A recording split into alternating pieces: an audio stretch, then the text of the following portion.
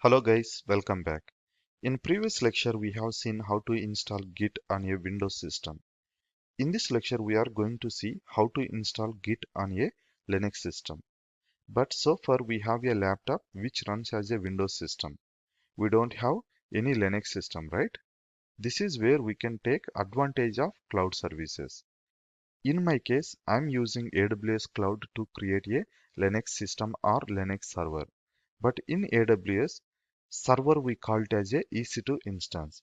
So we are going to create a Linux EC2 instance. Now we should have an AWS account to create a Linux EC2 instance.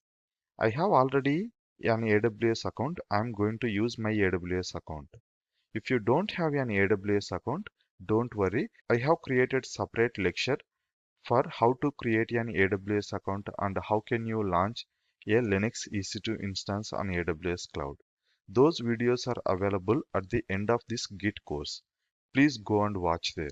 If you are comfortable create a EC2 instance on AWS Cloud, you can continue with this lecture. But anyway, quickly I'm going to launch an EC2 instance even in this lecture as well, so you can follow along with me. Now let's jump into our AWS Management Console to create a Linux EC2 instance. This is my AWS Management Console landing page. Even once you have created your AWS account, you will get landed over here. And here you have regions. Regions nothing but just think like a cloud data centers. AWS provides data centers in different geographical regions. By default, you may landed on North Virginia, but usually I choose Mumbai region, which is near to me, and I can create EC2 instance under Mumbai region. Now, to create an EC2 instance, go to All Services. Under All Services, there is a option called EC2. Click over here to go to Compute Services. Now you can see here, this is my EC2 dashboard. I have already one running instance and these are the resources, nothing but which are used by your EC2 instance. But I'm interested to create a Linux EC2 instance. For that, we have a option called launch instance. So launch instance, here you can see launch instance option. Just choose this option. Now you need to choose what kind of operating system do you want to install. As I said, we need to install Linux, right? But even in Linux also we have multiple flavors. That is Amazon Linux. This is also Amazon Linux, Red Hat Enterprise Linux, SUSE Linux, Ubuntu. Okay, like this different flavors are there.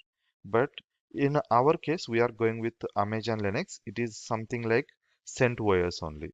So let's choose this one. Next, T2 Micro, we can create one EC2 instance for free of cost on AWS Cloud. Next, go to Configure Instance Details. Nothing to change in this page. Then add storage.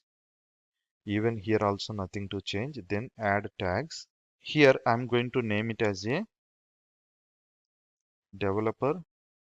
Why? Because we are using this as a developer 2 system and Windows as a developer 1 system. Next, configure security group. So security group nothing but firewalls which allows traffic to connect to your instance. In this case, I'm just going to create a new security group. I will name it as a Git SG, Git SG. Okay, sorry, SG. And by default, we are opening port number 22. Port number 22 is the default port to connect to our Linux systems. Anyway, I have already explained all this stuff in our. If you are new to Linux, I would recommend you to go through with that course. Next, review and launch. Now let's launch it. While launching, we need to choose a key pair. Key pair nothing but a password to connect to our Linux system. So far, I have a key pair, but I'm going to create a new key pair for this server. That is git key. I'm going to name it. And while creating your key pair, you should download it. Otherwise, you cannot log into your system. So I have downloaded my git key and little bit scroll launch instance. Sorry. Now our system is getting ready. View instances. And I will just open and show you where my key is located. And usually I keep my keys in one folder so that I don't miss my keys. Anyway, let's go and see. Okay, our system is up and running. You can see here it is in running state, nothing but we can connect to this system.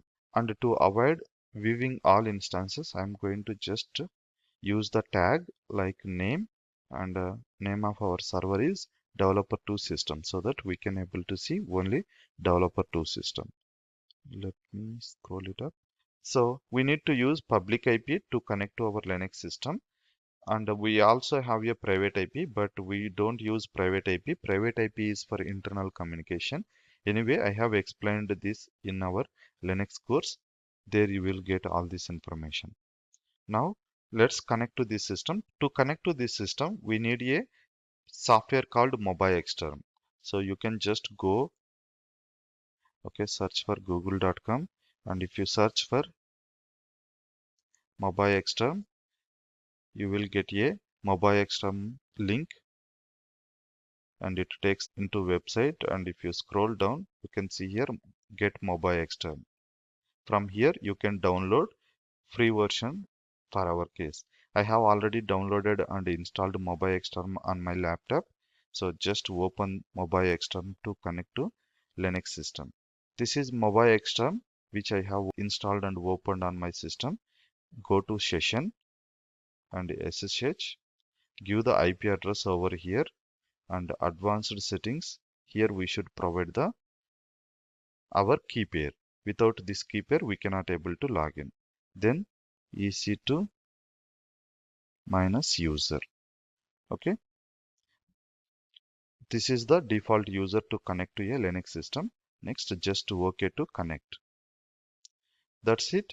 I have logged into my Linux system, and let me increase the font size and go to as a become root. So sudo su minus is a command to log into root, because you have logged in as a user. As you know, if you want to install any softwares, you must be a administrative user.